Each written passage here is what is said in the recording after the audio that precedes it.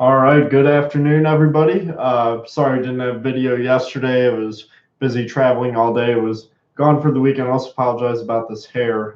Didn't brush it after I took a shower. It's all over the place and quite erratic. But other than that, of course, a really busy weekend. And the biggest thing coming ahead is the fact that we have the MLB season starting in just 3 days, opening day. It's pretty crazy. Really haven't had an opening day this early, March 29th, in a really long time, if ever. I know they've had like the early games in Japan, but I can't really call an instance where a season has started this early. But I, of course, have no opposition to it. And a lot of things going on in the NBA right now. And of course, with a lot of injuries, I'm going to try to move this webcam over.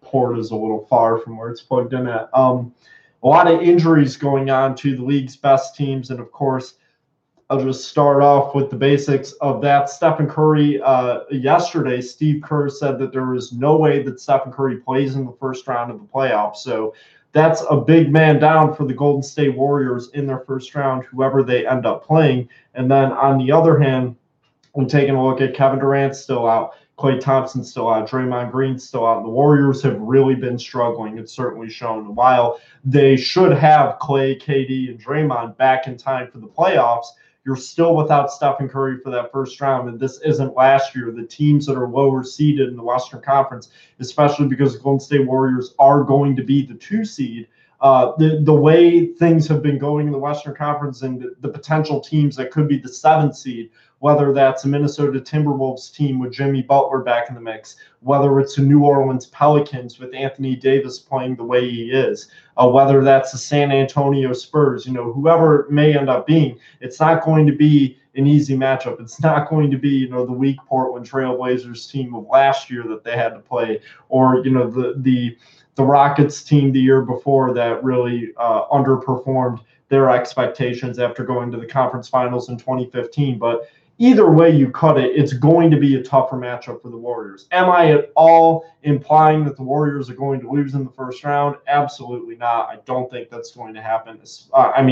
If all 4 of those guys are still hurt, then maybe. But I don't anticipate that happening. I think as long as really one of them, but probably 2, as long as 2 of those 3 guys between Klay, KD, and Draymond are playing, the Warriors are going to win the series. I don't have much doubt in that, no matter who they're playing. You're just still the best team in basketball when they're healthy and when you kind of cut it down. But the Houston Rockets have been the best team in basketball this year. If you look at the record and just the streaks that they have been able to put together this year, which has really been wild. So it'll be really interesting down the stretch. And of course, in the Eastern Conference, Kyrie Irving has had his issues with the Boston Celtics. He actually had knee surgery on his left knee. The Celtics phrased it as a minimally invasive procedure, but they did go inside his knee. They found no structural damage outside of a tension wire that needed to be fixed. So nothing wrong with his ligaments or bones. So that is good news that his knee is structurally sound otherwise. But at the same time, his timetable for recovery is 3 to 6 weeks. So at the very least, that puts him back in the beginning of the first round. At the worst, it's the end of the second round if the Celtics were to get there, and that's tough. Now, this is a bit of a different situation than with the Golden State Warriors, but even then, I still think that the Celtics are going to be okay in a situation like this. And the reason for that being is their coaching and the fact that the team that they would be playing would not be as strong as it potentially could be in years past, as long as that doesn't end up being the Washington Wizards. Now, if the Wizards fall to the 7th seed and end up playing the Celtics, they'll be in trouble, and they may very well lose in the first round. But I think if they play the Miami Heat, who are also an incredibly well-coached team and would certainly have a shot, or if they go to play the Milwaukee Bucks, who, despite having a superstar, have not really shown their strength as a team consistently this year, I think the Celtics would be okay getting out of the first round. If you do that and you get Marcus Smart back and you get Kyrie Irving back, then all of a sudden you could really compete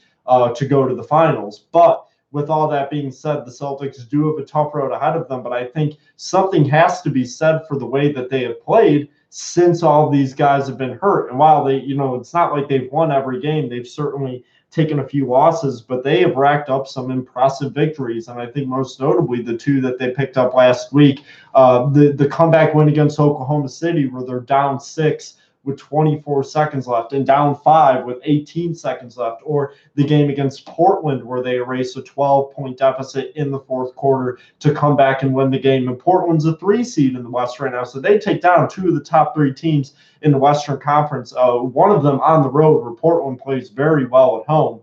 So 2 really impressive victories. They came back, got a really nice win against the Kings yesterday. Terry Rozier hit 8 threes at a career high 33 points. I think they'll be okay in the first round. I think if they get their pieces back, who knows? Everything's on the table. I might talk a little bit more about the NBA at the end of the video, but I do want to get to, of course, the purpose that I made this video for. Still trying to move my webcam over. That's why my eyes are looking in the other direction. My webcam's not quite centered. I apologize for that. But I do, of course, want to talk about the main purpose of this video, which is the American League Central preview. And that should be really exciting. I think it'll be one of the more intriguing divisions in baseball this year. And I talked about the AL East, and that's more of a top-heavy division between the Red Sox and the Yankees. And then you really don't know how 3, 4, 5 is going to go. But with the AL Central, I think it's a lot more interesting. I think you don't know who's going to win the division, even though on paper Cleveland remains the best team. And you don't know what the lower teams in the division have in store exactly. So I'll go off. I'll start 5th through 1st. I'm going to give you my record for each team. We'll see how they're going. But I'll start off in 5th place. I think it'll be the Detroit Tigers. They, of course, unloaded a lot of the talent that they had on their team last year, getting rid of Justin Verlander most notably. They did pick up some young talent. And if you look at the rotation, the talent is there. I mean, Michael Fulmer is one of the better pitchers in baseball. Love what I've seen from the past couple of years. And then you look at Mike Fiers, somebody that certainly has something left in the tank and has been, a consistent pitcher throughout the years. Jordan Zimmerman, who really had an underwhelming year to say the least last year, but that's somebody to where if he's healthy, if he doesn't deal with the injury issues, and if he's still at the stage of his career where he can come back from the injuries that he dealt with last year and really be a contributing part, if he's pitching the way that he is capable of, he could be a 2 in a good rotation or even a 1 in a subpar rotation, which is what this rotation might be. And then Daniel Norris, who has shown flashes of brilliance at the MLB, but at the same time has really been inconsistent. And Francisco Liriano, who certainly has a little bit left in the tank. He's one of the better strikeout pitchers in the league, but he's one of those guys that's effectively wild, and he's going to have games where he is ineffectively wild. And that can pose a lot of problems. And that was a big issue that the Tigers had with that contract with Anibal Sanchez, is that later on in his tenure with the Tigers, he just really lost the control that he had before. And it was becoming more and more difficult to be able to justify keeping him in the rotation. I think another interesting factor with Detroit will be Ron Gardenhire, the manager. I think that'll be interesting to see him getting back in the groove of managing. It's his first year with this team.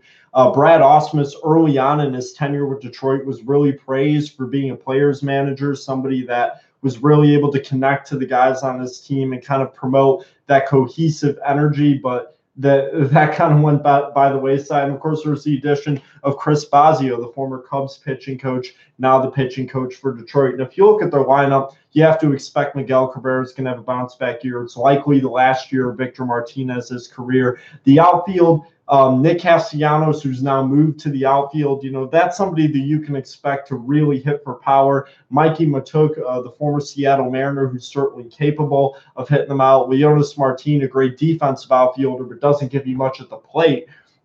And then in the infield, outside of Cabrera, you have another outstanding defender in Jose Iglesias. You have Jeimer Candelario, who's unproven but showed really, really good flashes of brilliance last year, late in the season with the Tigers after being traded from the Chicago Cubs. And then catching, I should say, James McCann, certainly a capable MLB catcher, but nothing to write home about. The Tigers, at the end of the day, I just really don't think have the depth to keep up with the other teams in this division or in the American League. So I have them finishing last in division. I think they'll be 67 and 95. I think they'll be relatively weak.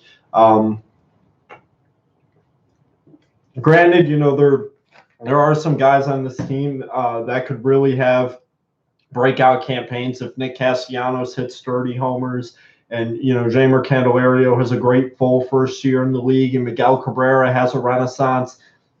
They can be a bit better, but I certainly view them as the weakest team in the division to start. So moving on from there, I think it's a real toss-up between third and fourth. And I was really debating which one I was going to go with, because one of these teams just has a tremendous amount of upside. And you know that they're going to be a division champion sooner rather than later. And another one of these teams is very unpredictable. They still have some leftover pieces from the era before, and have certainly added some new pieces. There's a lot of leadership on the team, but a lot of uncertainty in the pitching staff. So the way that I am going to roll with it, in fourth place, I'm going to go with the Kansas City Royals.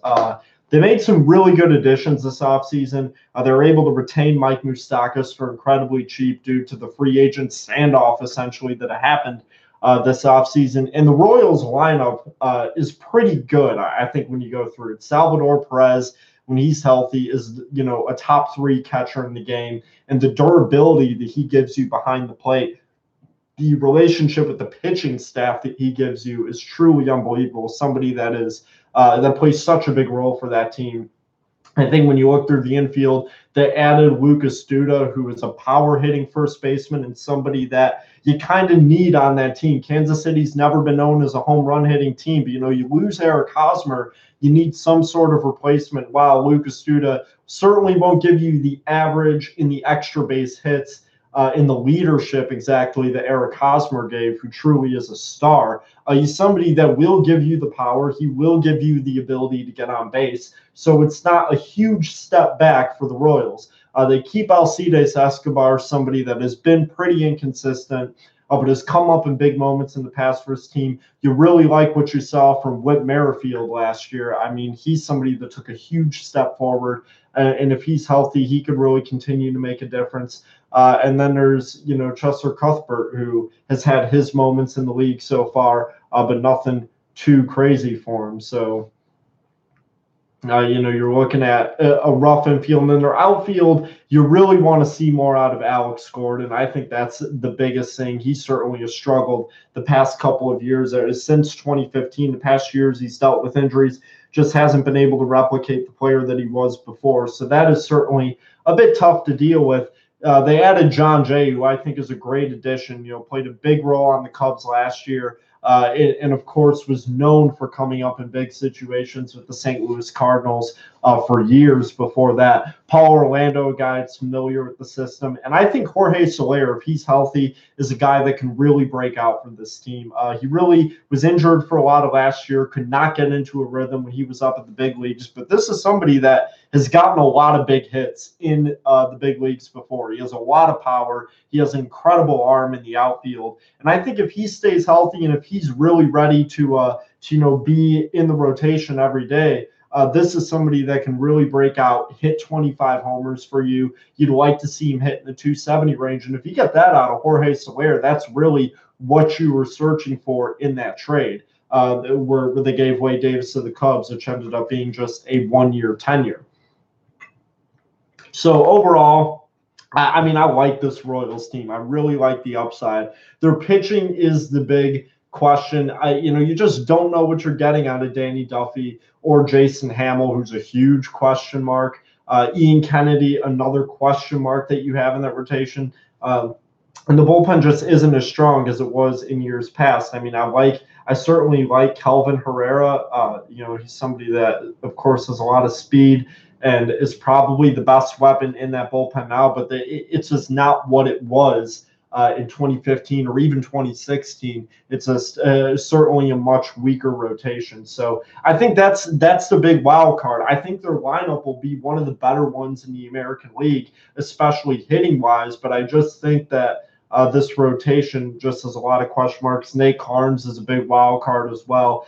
He's somebody that's shown is certainly some success in the big leagues, but hasn't been able to do it on a consistent basis. So it'll certainly be interesting. I have the Kansas City Royals finishing though at 74 and I think it would be 88, 74 and 88. Yeah, That's it. I'll make sure my math is right there. Yeah. So the Royals finishing at 74-80. I think they'll be a pretty weak team overall, but certainly a lot of upside. If things go right, they can end up being a lot better than that. In third place, I have the Chicago White Sox, and they are perhaps one of the most intriguing teams in the league, especially because what they have waiting in the wings. And I think that'll really determine how this team does. First of all, starting off by saying I like Rick Renteria as a manager a lot. I liked him with the Cubs in 2014. He did a lot of things to make the most out of a team that didn't really have a lot of talent. And last year, he tried to do the same, but he's another guy. It's a player's manager. He's somebody that has a lot of experience being in the dugout. And I really like the way that he can mold this young team together. So when you're looking at the rotation, of course, they have a lot waiting for them in the minors between Michael Kopech, who just has unbelievable speed. Looking at a guy like Dylan Cease, who was a non-roster invite to spring training this year, certainly could be a big part of their future. And then Lucas Giolito, who's on the 40-man roster right now, and he has perhaps some of the most upside of any pitcher in the MLB. So that is a big factor in this. They got Miguel Gonzalez, who's really just an innings eater. Carlos Rodon is the one guy you really want to see take a step forward, and you hope James Shields just has somewhat of a palatable season. He really struggled last year. But this is a lineup that I like. I mean, between Yoan Moncada, who I think can certainly break out and be one of the best young players in baseball, you're hoping to get some more power out of Matt Davidson. Tim Anderson, if he can, just walk a little bit, he's somebody that can really, really be a huge beast, but he's just got to get a lot better defensively as well. You still have Jose Abreu, who, while the advanced metrics haven't really supported his success at the plate the past couple of years, he is still putting up productive numbers. And I think in a better lineup, that's going to be a lot more transparent. I think you're certainly going to see a lot more out of him.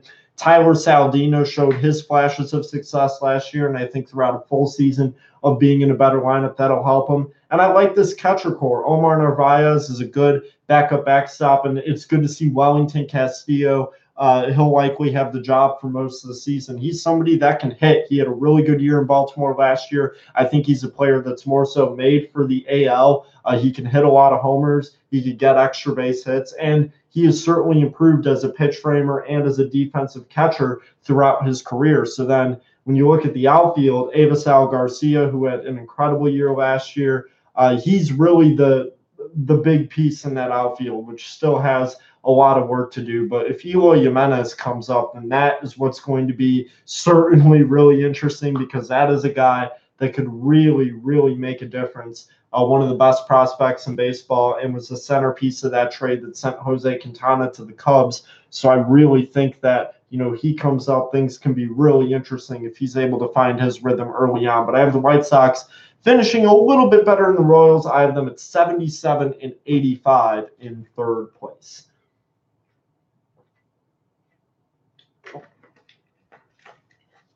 So with the remaining two teams in the American League Central, in second place, I have a team that finished in second place last year. I'm going to go with the same narrative that went on. I think it will be a lot closer to the Minnesota Twins I have in second place. And this is a team that I like a lot. I was really hoping that they'd pick up Jake Arrieta. I thought that he'd be an outstanding fit with this rotation. But I think overall, you look at this pitching staff, in front to back, it is loaded with a lot of guys that can make things happen. Between young Jose Berrios, who really had a bit of a breakout year last year, and if he stays healthy, that can continue. You have a lot of good bullpen pieces. Zach Duke gives you a lot of experience in the pen.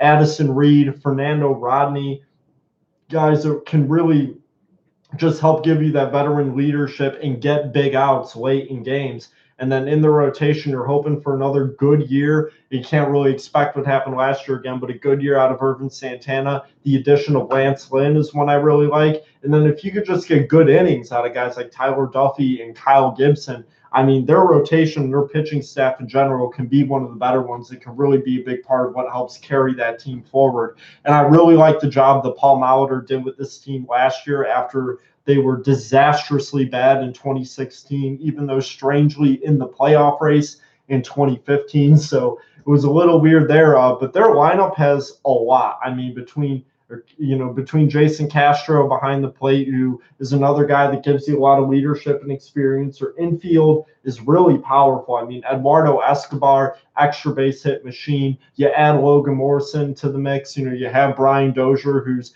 one of the best power hitting middle infielders of this generation. Joe Mauer is still a great hitter for average. And then, of course, what Miguel Sano gives you as far as power. And then the outfield, Byron Buxton is somebody that really found his way later on in the season with the bat. And I would not be surprised if he is somebody that breaks out and has an MVP season. I would not be surprised if Byron Buxton was the American League MVP for 2018. If he's healthy and if he plays up to the player that we know is inside of him and what we saw in flashes mostly late in last season. I mean, this is a guy to where what you're getting with speed and defensively, which he's always had at the MLB level. If he hits 290 and 25 homers and drives in 100 runs and gets on base, at a 350, 360 clip, you'd like to see more. I mean, he's going to be in the conversation.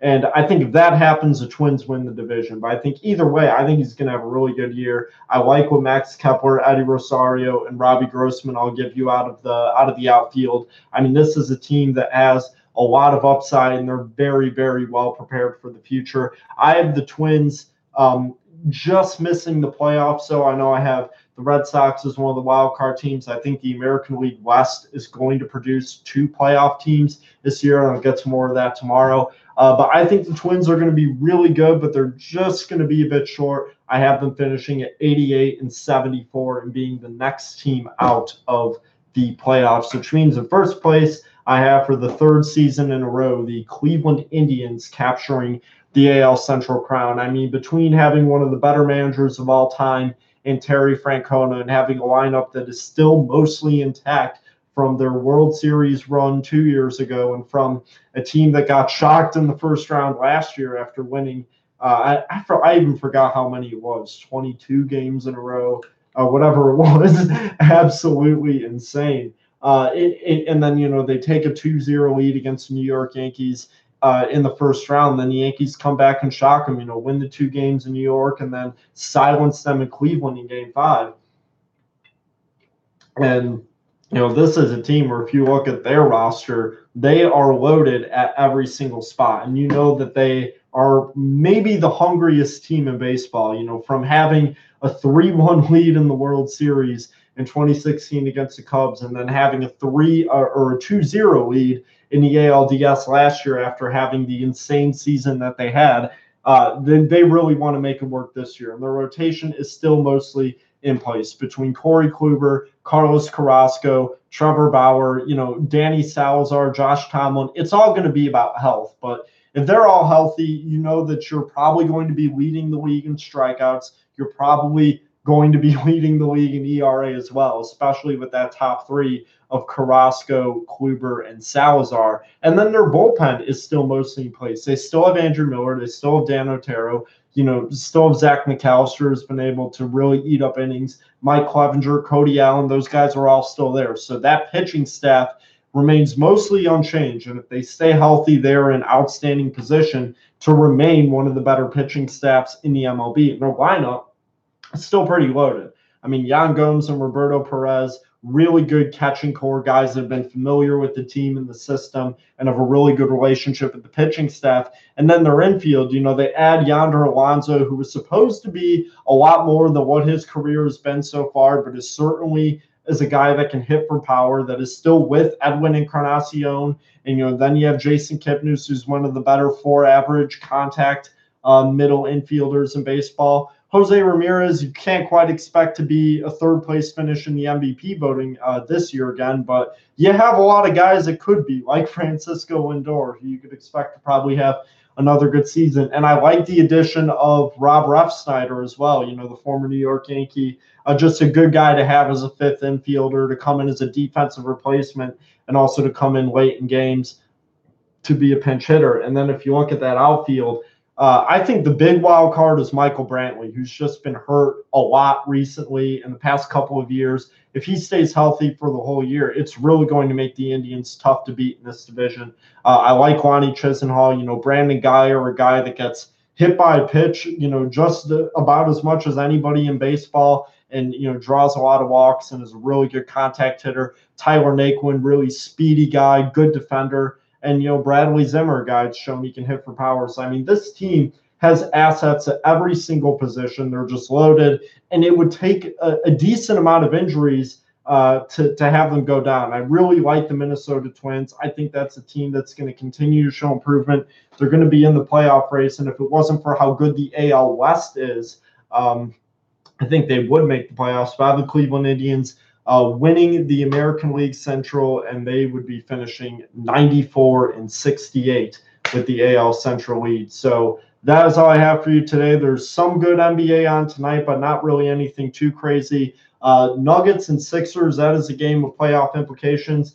Yesterday, also, it is worth noting, the Philadelphia 76ers and Indiana Pacers clinched playoff berths. It is the first time since 2012 that the 76ers have made the playoffs. And if you take a look at their franchise history, you just got to be proud of them for what they were able to do. I mean, looking at what has happened since the last time they made the playoffs, their season records have gone 34-48 in 2013, 19-63 in 2014, 18-64 in 2015. They hit rock bottom with 10-72 in 2016. They were 28-54 last year, and now they're 42-30, currently the 4 seed in the Eastern Conference, and they're looking to get home court advantage in the first round. I don't think a lot of people would have been surprised if you told them before the year that the Sixers would be in the playoffs, but most of those people, including myself, I had them as an 8 seed, did not think that they would be at a 4 or in competition for 4 at this stage here. And the Indiana Pacers,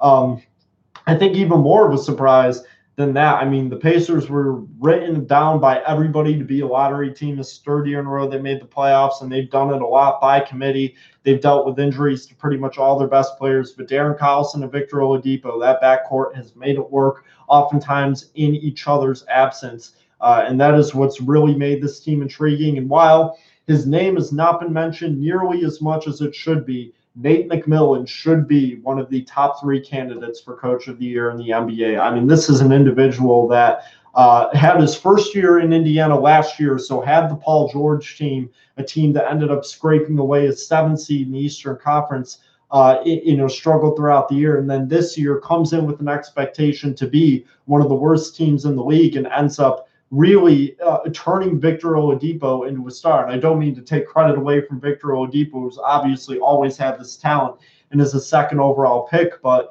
by fitting the right environment for this guy who finally had a chance to be the star and to be the primary ball handler and playmaker. So that has really made a big difference for them. I think Derek Collison's done a great job at point guard. Miles Turner's been a good big man. And that bench with Domantas Sabonis and Lance Stevenson really producing on a regular basis. That is a team that is really good. They're fun to watch. They have an identity. They fight. And yeah, I think that, who knows, depending on who they play, they can end up winning a playoff series and end up in the second round. But that'll be really interesting. And other than that, that is all I have for you today, a 5th episode of Pick and Pop. Tomorrow, I'll probably have 2 division previews. I'll do the AL West and the NL East tomorrow, most likely. But other than that, is all I have. And have a good afternoon.